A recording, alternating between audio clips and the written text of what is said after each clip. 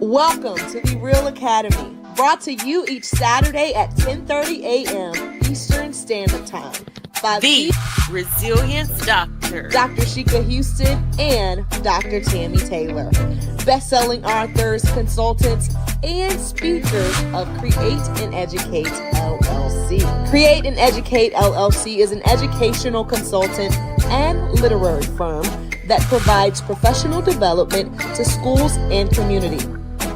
Their goal is to transform organizations with the REALL Resilient framework used to increase their school report card grades 2 and 3 grade levels in 1 year. REALL stands for Respect, Excellence, Accountability, Literacy, and Leadership.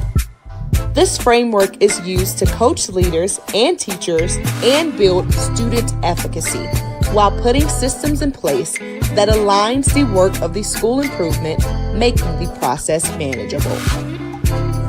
When the work is manageable, teachers and leaders don't stress out or burn out. The Resilience DoctHers. Alignment systems are designed to help schools evolve and grow, all while instituting protocols and processes designed to promote collaboration and collegiality.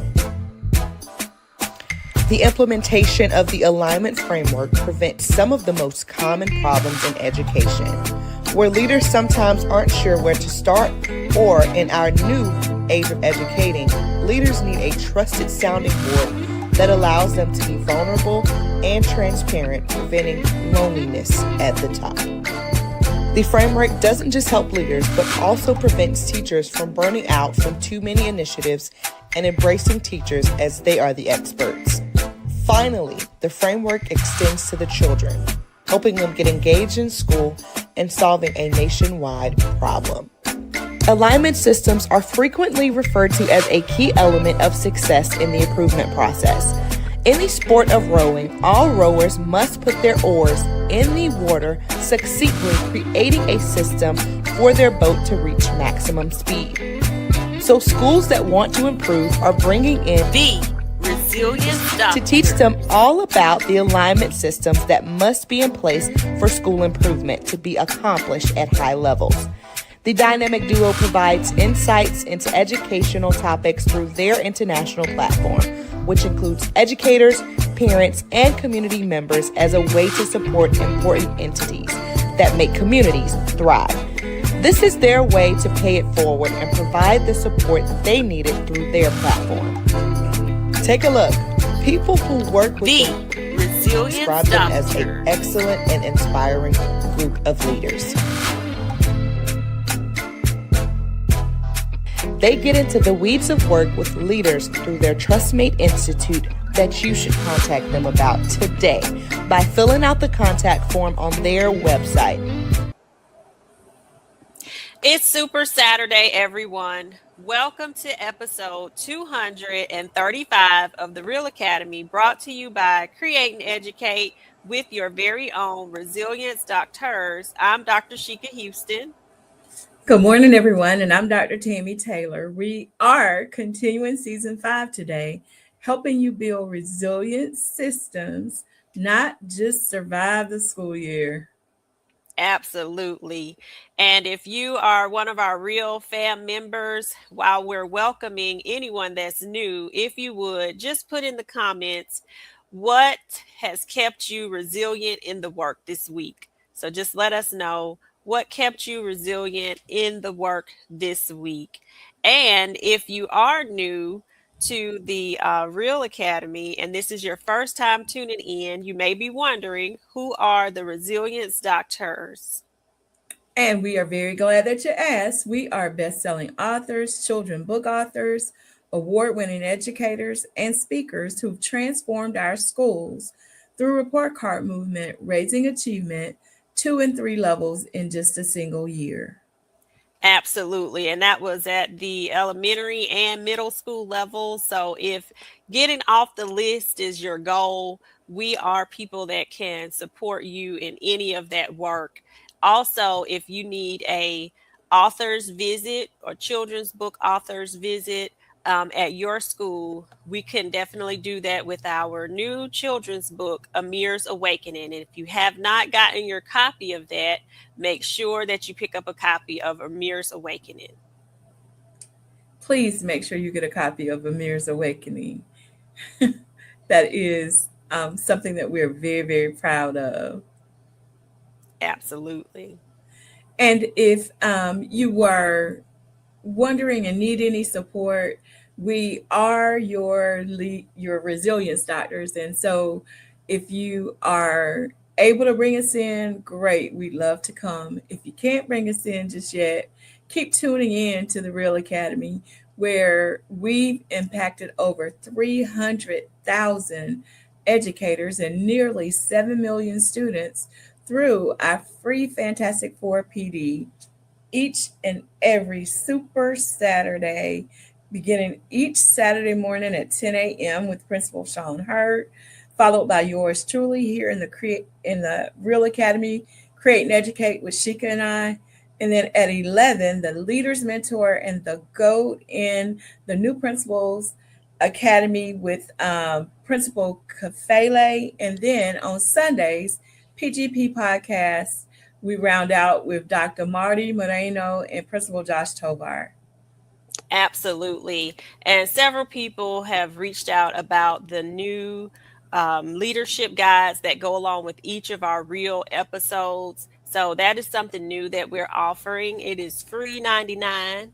I know that everybody likes that price, but we usually post it with our newsletter. So if you need a guide to go along with this episode and helping you lead conversations with your leadership teams or your staff members, we definitely hope you utilize that resource. So please like, share, subscribe, send the stars, comment, do all of the things to help us build these algorithms. And we say please and thank you. And of course, if you are a regular Real Fam member, you know normally we would do our shout outs. But today I'm actually at the South Carolina School Board Association's conference. So we are pre-recorded, and I just want to give a shout out to the amazing team of hearing officers that I'm going to be on a panel with today. This is Hearing Officers in Actions, Trends, Policies, and Growth Areas in K-12 Hearing. So we're just giving people who are school board members some insights from a hearing officer's perspective of things that we think could possibly help better support our students. So I am a part of the panel. Mr. Cedric Titwell, who also is from Chester and used to work with Tammy and I. He was a principal, among other things, in Chester County School District, and he's my classmate. And We a very have, good friend. yes, we also have Miss Myra Combs Bramlett. She works in the same area that Mr. Tidwell does now, down in the Columbia area. And we have Mr. Brian T. Chapman, who is also in Columbia. He is on the panel. Also, Mr. Larry Dunn, he's one of our panelists as well. And Ben Fuller is a panelist. And this is all under the vision of Dr. Kelvin Williams, who is the head of our roundtable at the SCASA area when we go meet every, I think we meet maybe every quarter from all over the state. So amazing work that he's doing. Shout out to the whole team, and looking forward to being a part of that panel. So, Yes, and I know it's going to be some great conversation. Tell Myra yeah. I said hey. Oh, I will. I didn't know that you knew her too. I Yep, she do. I did know say Myra that. very well. Were y'all in class together? I think she did we, mention it. yeah, we've done a lot of work together. And she used to be my mentor when she was at Giger in Oh, Fairfield. Yeah. okay, gotcha. That's Mhm. awesome. Yeah, they are an amazing group of people. I'm honored to serve on the panel with them. You are in good company. And I know y'all will do a phenomenal job. Thank you. So last week, episode 234, we reimagined MTSS through the real lens, and that's our framework, of course. And today we're answering the next critical question: how do you monitor MTSS without overwhelming your team? because the truth is monitoring should create clarity and not anxiety for people. Girl, that is a whole mouthful, and I think that because people really don't understand how that happens, so many schools are drowning in Hmm. spreadsheets and trackers and meeting agendas, and monitoring has turned into what we think of as micromanaging instead of allowing people to do what's right for children. You are spot on, Tammy. And basically, when leaders track everything, that makes teachers feel like you're not along with them in the trenches. If it makes them feel like you're not coming alongside them, it makes them feel as if you are, things are being pushed down, which is not a good feeling, or that they're being watched or scrutinized. And nobody likes that feeling. Even as leaders, we know that that's not a good feeling. So when leaders track the right things, teachers feel like they feel supported. They feel like you're right along with them. That's why I used to keep a data notebook along with the teachers, because we're doing this work together. And then that makes resilient monitoring, that means that it's strategic. Yeah, you're absolutely right.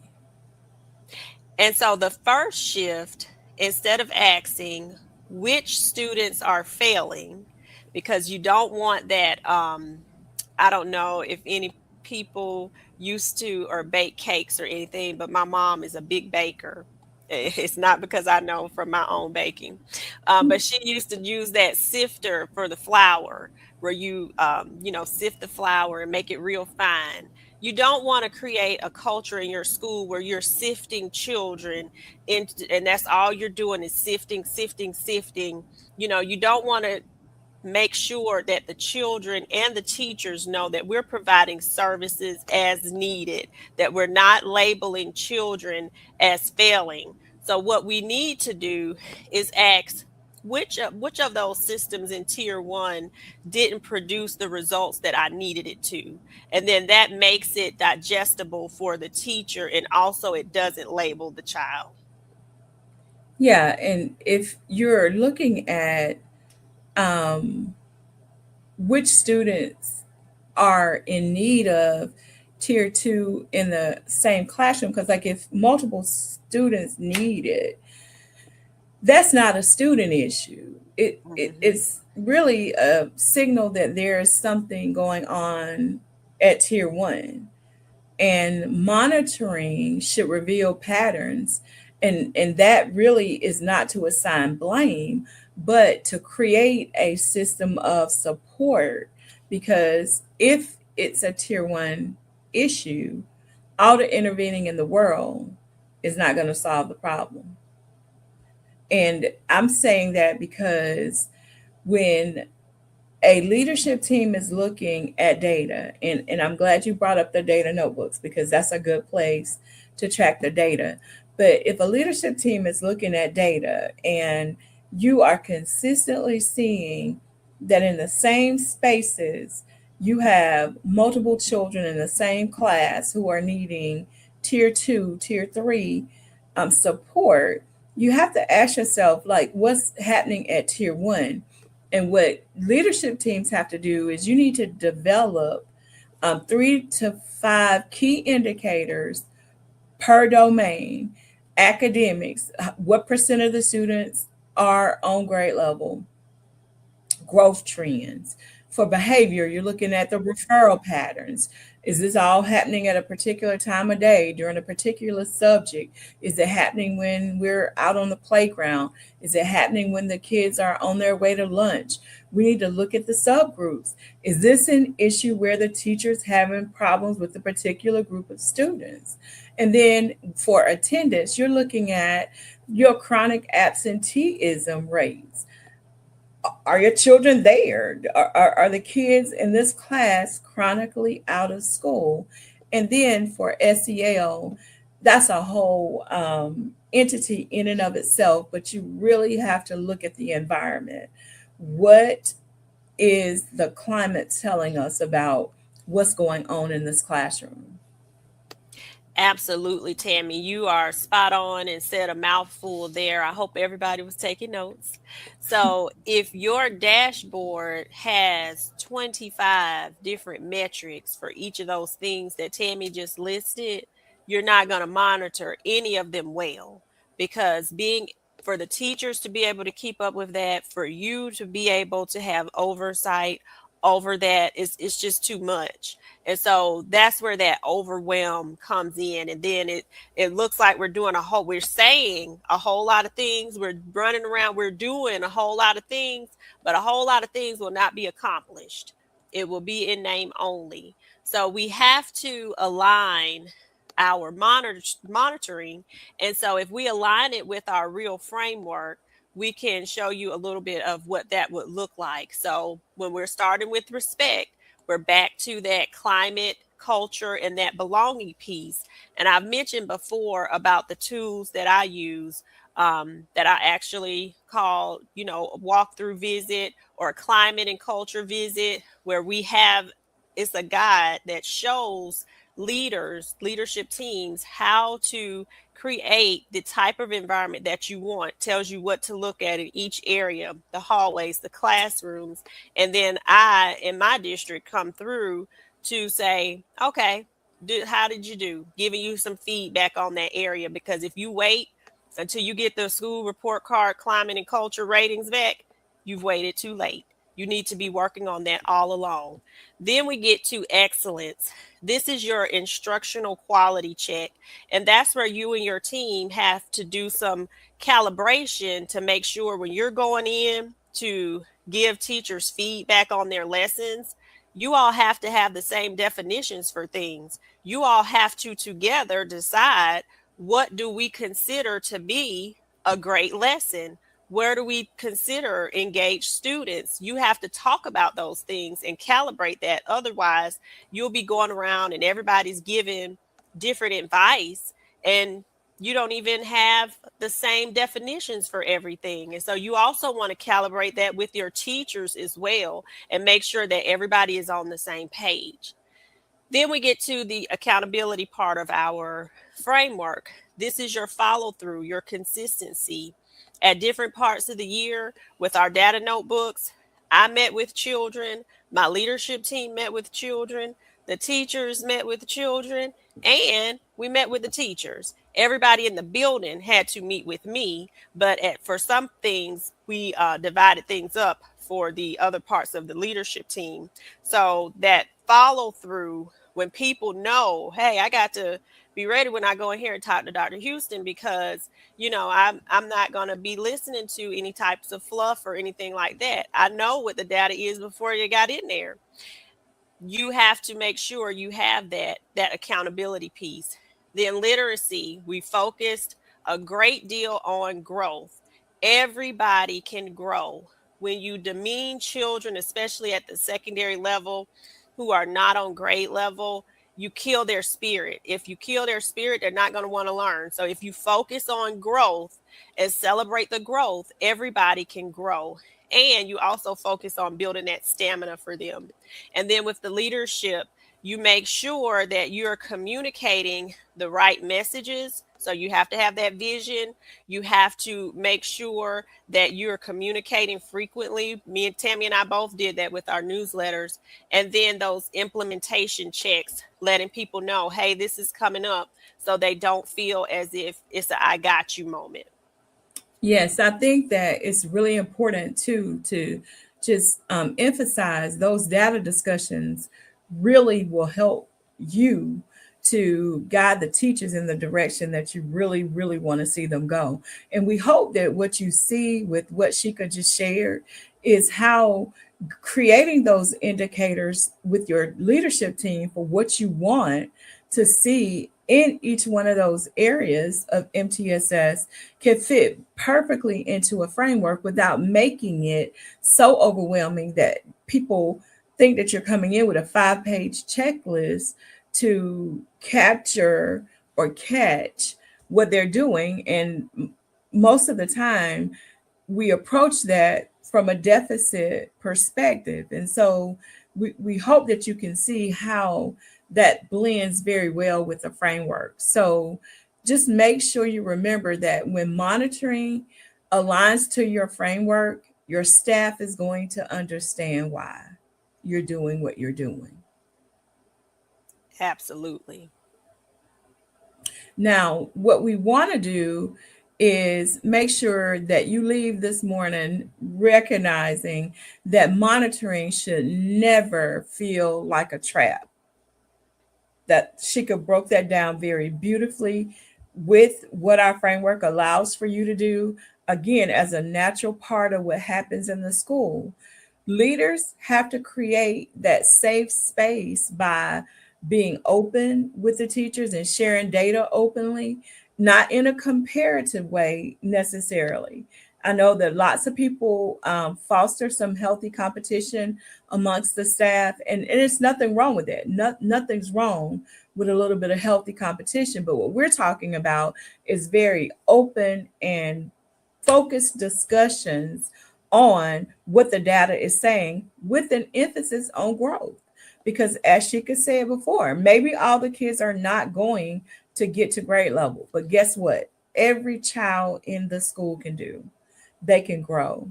We want you to emphasize that when you come in, you're coming in a role to support.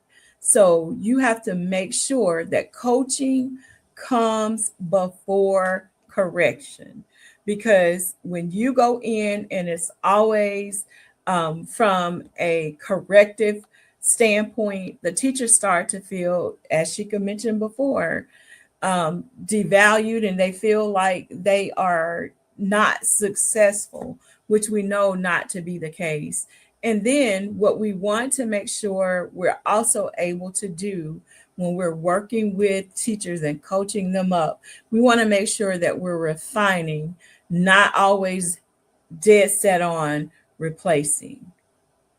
Absolutely, Tammy, because that will start to feel as if you've never completed anything, you never see anything through, and you jumping on the next new shiny thing, and you do not want to get that reputation as a leader.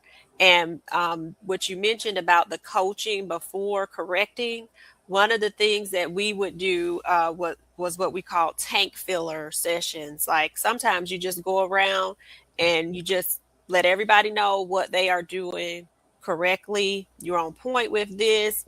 No coaching this time because it goes over differently when you do have to go in and coach. Nobody wants to feel like, they have not gotten anything right. So Right. you have to do that in the proper way. So resilient schools should refine systems and not punish people. We want to make sure that we're not killing the spirits of our students and making sure that they can see that light at the end of the tunnel. That why is very important.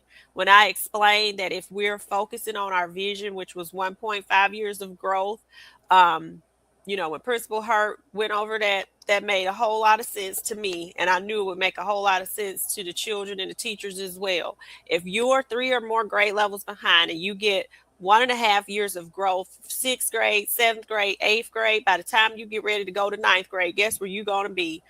Either on grade level or real Well, very close to it. close. So when you can show them this is the light at the end of the tunnel, no child does not want to be successful. All children want to accomplish their goals. There's not a child walking around in the world that says, "Oh, I don't want to know how to read. I don't want to know how to do math." They all want to be successful. We just have to package it to them to where they want to do it. And even if they've had some deficiencies, and many times it's not the children's fault. If you go back and look at the teachers that they had, somebody might have been out for half the year. Somebody might have didn't do a good job with a certain thing. It's not always a child problem. A lot of times it's adult issues. So just make sure that they understand that part. And then ask yourself, are we monitoring to control or are we monitoring to support? Yes, and we can say that part because the whole purpose of school is to provide children with what they need. So, one of the things that is important for us to drop as a footnote here, too, Sheikah said students want to be successful. Guess what? Teachers want to be successful, too.